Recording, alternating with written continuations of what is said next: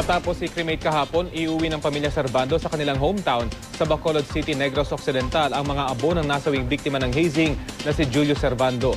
Ang kanilang pamilya umaasang mapapabilis ang takbo ng hostisya para kay Julio. Balita hatid ni Cara David.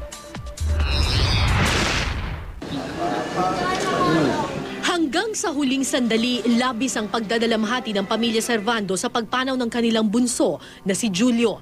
Alas 2 ng hapon nang dalhin sa Mother Teresa Crematorium sa Laloma, Caloocan ang labi ng estudyanteng namatay sa hazing kamakailan. We will miss him so much.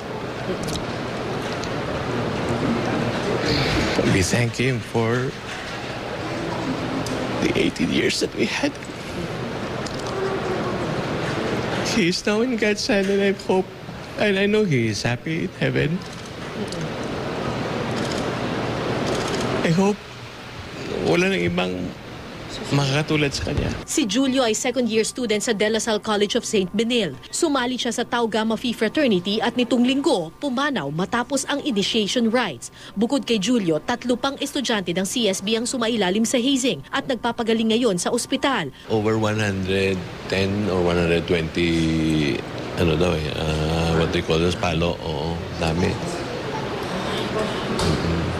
So masama rin ang tama ni anak ni General Rabal. Sa burol ni Servando sa La Salle Green Hills, nagtungo si Mrs. Gerarda Villa, ina ng Ateneo student na si Lenny Villa na pumanaw rin noon dahil sa hazing.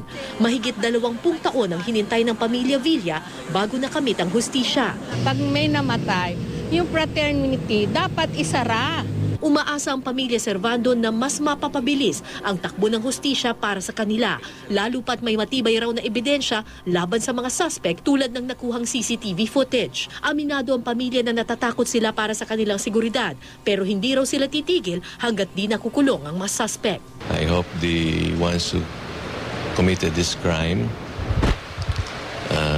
understand what we feel, and I hope kahit konting katiting man lang sana ma-feel din nila ang pag-remorse, ang pagsisisi sa ginawa nila. We just have to live with the risk.